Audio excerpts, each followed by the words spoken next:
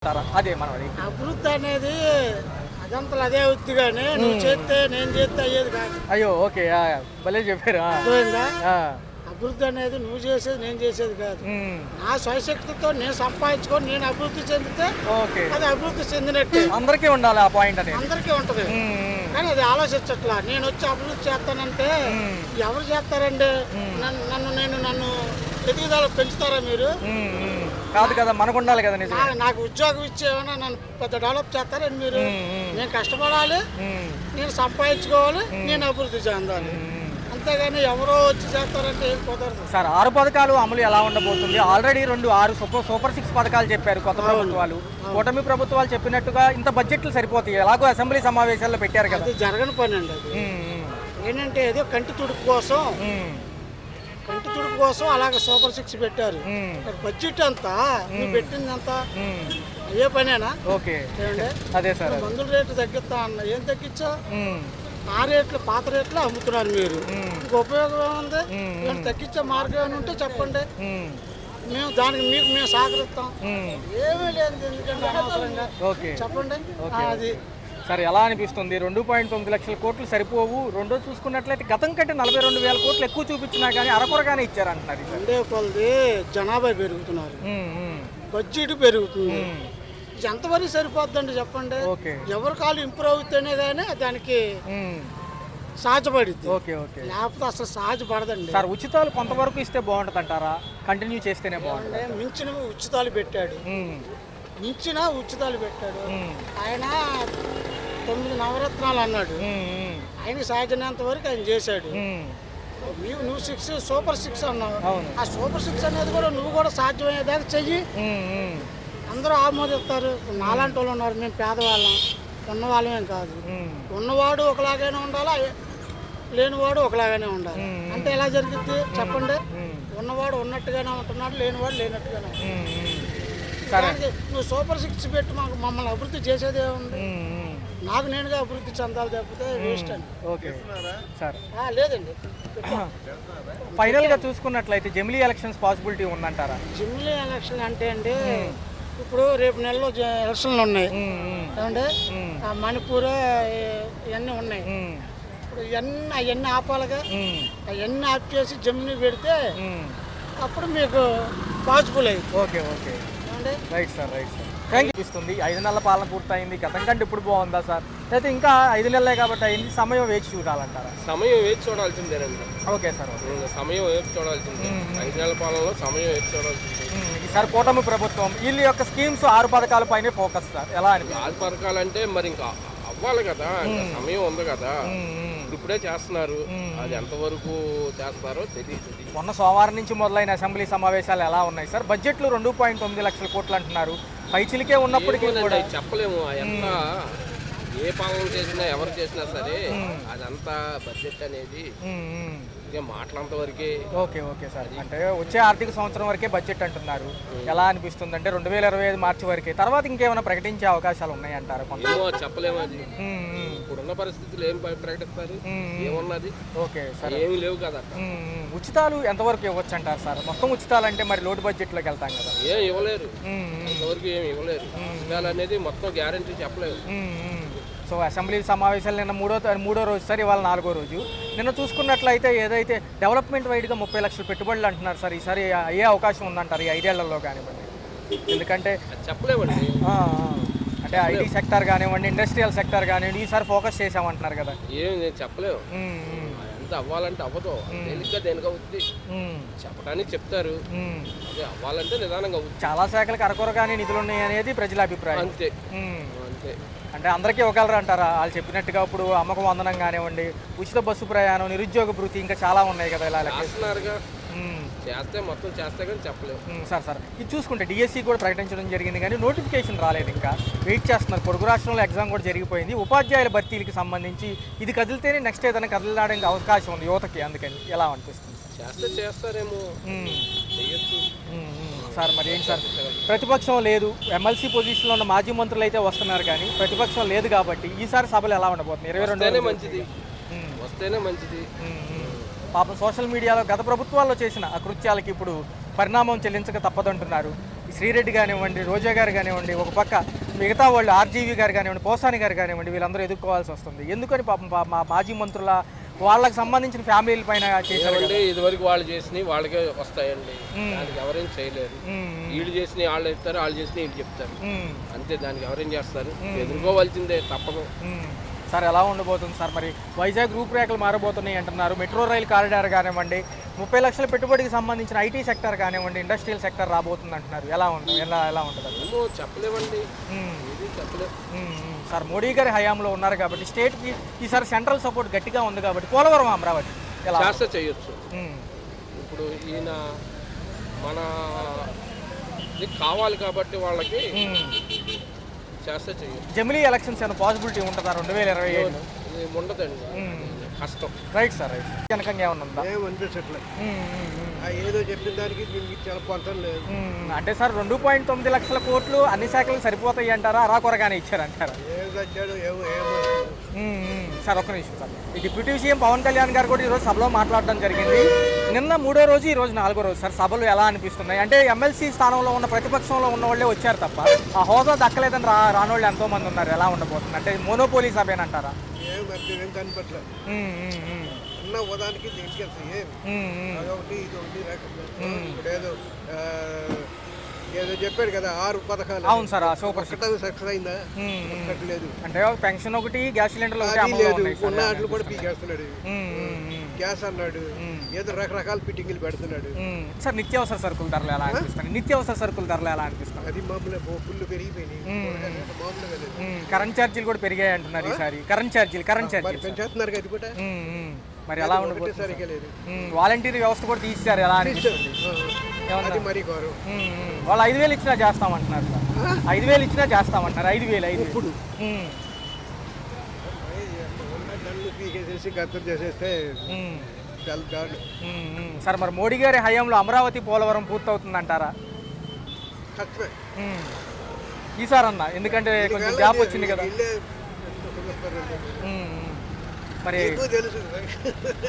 Sir జమిలీ elections possibility ఉన్నాయి. జమిలీ ఎలక్షన్స్, జమిలీ ఎన్నికలు అనిపిస్తుంది మేడం గారు. కొత్త ప్రభుత్వాలు 5 నెలలు అవుతుంది. ప్రభుత్వం 40 సంవత్సరాలైనా చంద్రబాబు నాయుడు గారి పరిపాలన బాగుంటది. రోడ్లు కానీ, అది కానీ, అభివృద్ధి కానీ, పేదల పక్షాన ఆయన ఉన్నాడు, వేద్యమాడి. మన వరద బాధితులు వస్తే అంత లోతు నీళ్ళలో దిగబడిపోయి ఆయన ఇంటింటికి ఎతికి చేసి ప్రతి ఒక్క వరద బాధితులకి డబ్బులు వేశారు. ఆయన 25,000 వేశారు. పైన ఉన్న వాళ్ళకి 10,000, కింద ఉన్న వాళ్ళకి 25,000 అని వేశారు. ప్రతి ఒక్క పేదల గురించి ఆలోచిస్తున్నాడు ఆయన.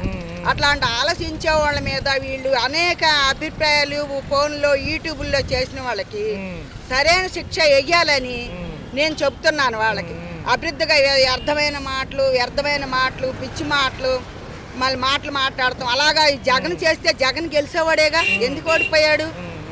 ఒక అన్న చెల్లెలకి వాళ్ళనే పరిపాలనించుకున్నారు, వాళ్ళకి అభివృద్ధి పెట్టుకున్నారు, వాళ్ళనే ఎరుచుకున్నారు, వాళ్ళనే పోయింది. మరి ఆ రోజు గెలిస్తే గెలిచేవాళ్ళేగా. మరి ఎందుకు వచ్చింది తెలుగుదేశం? ఎందుకు వచ్చింది? అనాల్సిన మాటలు ఏమొచ్చింది? ఇప్పుడు అన్ని అభివృద్ధి బాగుంది. ఇప్పుడు పెద్దలకి ఈయన ఇస్తాడని చెప్పి ఆయన ఇల్లు ఇవ్వకుండా ఆయన ఇప్పుడు చంద్రబాబు నాయుడు కట్టాడు ఇల్లు. కుక్కలు, నక్కలు, పందులు డొల్లాడుతున్నాయి డాబాలు. ఎందుకు ఇవ్వాలా? ఇప్పుడు ఆయన కట్టిన అపార్ట్మెంట్లు ఉన్నాయి కొన్ని. ఆ అపార్ట్మెంట్లు 5 ఏళ్ళ పరిపాలన ఇవ్వాలిగా ఇల్లు. ఆ ఇల్లు ఇవ్వాలా? ఇప్పుడు ఎక్కడో ఊరు చివర, ఆ చివర, ఈ చివర శ్మశానంలో తీసుకెళ్లి మైలంతంత దూరంలో తీసుకెళ్లి మమ్మల్ని పడేశాడు. ఇప్పుడు దానికి చివర మొదలా లేదు. మా చివర మొదలా లేదు. అపార్ట్మెంట్లు కట్టినీళ్ళు ఇవ్వచ్చుగా ఆయన పరిపాలనలో, మెచ్చుకుంటారుగా. అది ఇవ్వలేదు, ఏది ఇవ్వలేదు. వ్యర్థమైన మాటలు. నేను మళ్ళీ రాబోయే కాలంలో మందే పరిపాలన అంటే అన్ని జరగని పనులు. అది నువ్వు మళ్ళీ పరిపాలనలో కూడా దర్యాపలకు కూడా నువ్వు రానేమో. ఎప్పుడు మళ్ళీ ఇంకొక 5 ఏళ్ళు కూడా పరిపాలన మాకు నారా చంద్రబాబు నాయుడే కావాలి. ఎందుకంటే వాళ్ళు అమరావతి ఎంతో మంది ప్రాణత్యాగం చేశారు, ఎంతో మంది చచ్చిపోయారు అమరావతి కోసం. మరి ఆ లాక్డౌన్లో కూడా ఇప్పుడు ఈ పరిపాలనలో లాక్డౌన్లో ఎవరు 1000 రూపాయలు సాయం చేయలే. మరి ఇప్పుడు చంద్రబాబు నాయుడు రాగానే సినిమా యాక్టర్లు వాళ్ళు వీళ్ళు ఎన్ని కోట్లు ఇస్తున్నారు. మరి అప్పుడు నీకు ఎందుకని కోట్లు దానం చేయలే? ఎందుకు ఇవ్వాల ఆ కోట్లు? ఇప్పుడు ఇస్తున్నారు. మనిషిని బట్టే అభివృద్ధిని బట్టే మనిషిని బట్టే డబ్బులు, మనిషిని బట్టే అభివృద్ధి జరుగుతుంది. మామగారు చూసుకున్నట్లయితే సోమవారం నుంచి అసెంబ్లీ సమావేశాలు మొదలయ్యాయి.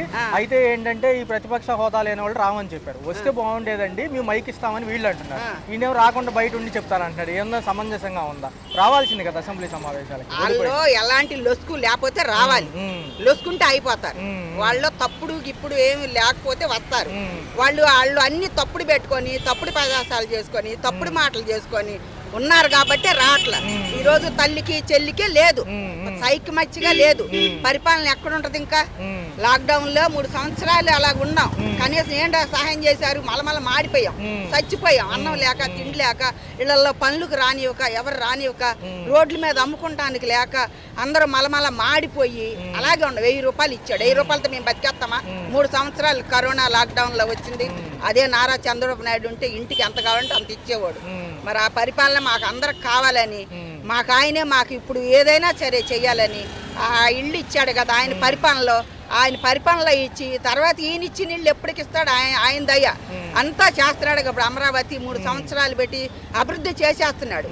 అట్లాగా ఆయన పరిపాలనలోనే మా పెద్దలకు కూడా న్యాయం చేసి ఇల్లు లేని వాళ్ళకి ప్రతి ఒక్కరికి ఇల్లు ఇమ్మని నారా చంద్రబాబు నాయుడిని, సీఎం పవన్ కళ్యాణ్ని, లోకేష్ని నేను మనవి చేసుకుంటున్నాను. రోజు అసెంబ్లీ సమావేశాలు జరిగాయి. ఒక పక్క అనిత గారు, ఒక పక్క ఎవరైతే వరుడు లావణ్య గారు ఆవిడ కూడా మాట్లాడడం జరిగింది. అనేక అంశాల్లో లెక్కలు తేలాలని ఆవిడ, సరిపోతుందని వీళ్ళు బడ్జెట్ అంటున్నారు. ఎలా అనిపిస్తుంది? ఏం సరిపోతే 5 సంవత్సరాలు సర్వనాశనం చేశారు స్టేట్ని. అన్ని వర్గాలకి అన్యాయం చేశారు. న్యాయం చేయడానికి మంచి తెలుగుదేశం పార్టీ వచ్చింది, మంచి భాగంతో వచ్చారు. వాళ్ళు చేస్తారు నమ్మకం ప్రజలకు ఉంది. ముందు రోడ్లు, విద్య, వైద్యం, వాటర్ ఇది చేస్తే సక్సెస్ అవుతుంది. ముందు నీటి పారుదల, డ్రైనేజ్ సిస్టమ్ బాగుండాలి. అన్ని చోట్ల కూడా ఇలా వర్షం కురిస్తే అలాగా వచ్చేస్తున్నాయి. ముందు మెయిన్ డ్రైనేజ్ సిస్టమ్ బాగుండాలి. డ్రైనేజ్ సిస్టమ్ బాగున్నప్పుడు అనారోగ్యాలు రావు. ఎప్పటికప్పుడు నీరు వెళ్ళిపోతుంది కదా. 30 లక్షల కోట్లు పెట్టుబడులు వచ్చేలాగా మేము మాట్లాడుతున్నాము. ఏవైతే ఇండస్ట్రియల్ వాళ్ళు తలుచుకుంటే ఎందుకు రావు? వస్తాయి. సద్వినియోగం చేస్తారు. అందరూ చక్కటి లీడర్స్ ఉన్నారు, చక్కగా చేస్తారు. నిన్న సభలో లోకేష్ గారు కూడా అంటం జరిగింది. ఆవిడ తల్లి గారి పైన చేసిన వ్యాఖ్యల గురించి కూడా చాలా తప్పు. అది చాలా అన్యాయం, చాలా తప్పు, చాలా దుర్మార్గం. వాళ్ళని ఎవరైనా ఉపేక్షించరు. మరి 5 ఏళ్ళు అందరూ నోరు మూసుకున్నారు. ఎవరి నోరు ఎత్తితే వాళ్ళు తీసుకెళ్లి జైలు వేసారు. అందువల్ల ప్రజలు ఎవరు పెద్దగా పట్టించుకోవాలా. ఒక పక్క చూసుకుంటే సార్ పోసాని కృష్ణమురళి గారు, తర్వాత ఎవరైతే ఆ లేడీ ఉన్నారు ఇంకొక లేడీ పద్దాక చేసింది ఆవిడ కూడా నేను టెలికాస్ట్ చెప్తాను, మా మీద పెడతారు. దాని గురించి కాదు సార్, జనరల్ గా ఏంటంటే అసత్య ప్రచారాల గురించి. జనరల్ గా ఏంటంటే జనం అంతా కూడా జనరల్ గా విషయాల గురించి మాట్లాడుతూ ఉంటారు. గత ప్రభుత్వంలో అసత్య ప్రచారాల గురించి. వైజాగ్ ఉంది, నాశనం చేశారు. ఆదాయం పోయిందా? ఇప్పుడు కలిపి ఆదాయం వచ్చేది పాడు చేయడం ఎందుకు? రిసుకోండి, సర్వనాశనం చేశారా? ఆ తిరుపతి చూస్తే తిరుపతిలో దానం చేశారు. తిరుపతిలో ఇదివరకు ఎంత ప్రశాంతంగా ఎంత బాగుండేది. తిరుమల అంటే ఇప్పుడు ఏమీ లేదు. పైన అక్కలేని మతాల గొడవలు తీసుకొస్తున్నారు. హిందూ మతాన్ని పాటు చేస్తున్నారు. సార్ డిఎస్సి కూడా ప్రకటించడం జరిగింది. ఎలా అనిపిస్తుంది సార్? ఉపాధ్యాయుల భర్తీ కూడా త్వరలో ఉండబోతుంది అంటున్నారు. ఎలా అనిపిస్తుంది? ఉపాధ్యాయులు చేస్తారు మరి, ఒక్కొక్కటి చేసుకొస్తారు కదా. మొన్నే కదా 4 నెలలు అయింది కదా చేసుకొస్తారు. ఎలా మంచి ప్రభుత్వం వచ్చింది. ప్రజలు మంచి తీర్పు ఇచ్చారు. ఒక పక్క సోషల్ మీడియా మాధ్యమాల్లో గత ప్రభుత్వాలు చేసిన అన్యాయాలని, చాలా మొత్తం అన్ని వర్గాలకి చేశారు కదా. ఒకదానికేంటి, ఎక్కడ దొరికితే అక్కడ ఫుల్గా దోషిస్తున్నారు. ఈడు లేదు, ఆడు లేదు, వాడు లేదు. సర్వనాశనం చేసి వదిలేరు స్టేట్ని. 8 బిల్లులు చర్చకు రాబోతున్నాయి సార్. ఇప్పుడు వరకు 5 బిల్లులు చర్చల్లో ఉన్నాయి. మరి 22 వరకు జరిగే ఈ సభ ఎలా ఉండబోతుంది? ఇంకా హోరాహోరీగా ఉంటుంది. ఎలా జరుగుతుంది మరి? రావాలి, సరే న్యాయం చెయ్యాలి కదా. విశాఖపట్నాన్ని అభివృద్ధి వైపే నిన్న చర్చలు జరిగినాయి సార్. చూసుకుంటే గ్రీన్ కారిడార్ అంటున్నారు, వ్యవసాయానికి పెద్దపీట అంటున్నారు. ఒక పక్క చూసుకున్నట్లయితే మళ్ళీ కొత్త పవర్. ఇప్పుడు ఇతర దేశాల్లో నీరు లేకుండా విపరీతమైన పళ్ళు, కాయలు, కూరలు పండిస్తున్నారు. మనకు అన్ని వనరులు ఉన్నాయి. ఏం చేస్తున్నారు మినిస్టర్ వచ్చి? ఓకే, ఏసీలో కూర్చుంటే కానీ అక్కడికి వెళ్ళాలి, చూడాలి. మన ప్రజలకు అయ్యి ఉపయోగపడతాయో ఆ విత్తనాలు పట్టు రావాలి. రైతులను ఒప్పించి అన్ని ఊడిపించాలి, పండించాలి. ఎన్ని రకాలు వస్తున్నాయి, మామిడి పళ్ళు 3 రకాలు అన్నీ వస్తున్నాయి. మన ఆంధ్రప్రదేశ్లో లేని వనరంటూ లేదు, అన్నీ ఉన్నాయి. నీరుంది, నేల ఉంది. మరి డెవలప్ చేయడానికి రైతులు ఉన్నారు. ప్రతిపక్షం లేదు. ఒకవేళ మామూలుగా మాజీ మంత్రులు వస్తే బాగుండేది, సీఎం జగన్ గారు వస్తే బాగుండేదని ఈయన అంటున్నారు. రఘురామ కృష్ణరాజు గారు తిక్క తప్ప ఏముంది, తిట్టుకుంటూ కొట్టుకుంటూ తప్ప అసలు ప్రజల గురించి కానీ, రాజ్యాంగం గురించి కానీ ఆచరణలో పెట్టేవాళ్ళు చేసేవాళ్ళు ఉన్నారు. ఇప్పుడు వాళ్ళు ఏం లేదు, ఎంతసేపు మళ్ళీ రాబోయే ఎలక్షన్లకి ఇప్పటి నుంచి కొట్టుకుంటాం అదే పని. సీటు గురించి కొట్టుకుంటామే కానీ నిస్వార్థంగా ప్రజలకు పనిచేసే వాళ్ళు మాకేం కనపట్ల. నేను కనీసం ఒక 7-8 సార్లు ఓటేసాను ఇప్పటికే. ఏమి లేదు, కాటిట్లు కానీ చేస్తున్నాం. పోలవరం అమరావతి వెళ్ళబోతుంది కదా సార్, అవ్వాలి. పోలవరం అయితే మరి మన ఆంధ్రప్రదేశ్ ఎంతో బాగుపడుతుంది. నీటి పేరు ఉండదు, ఎంతో పంట 10 లక్షల ఎకరాలు ఎంతో ఊరిలో వస్తుంది. Right sir.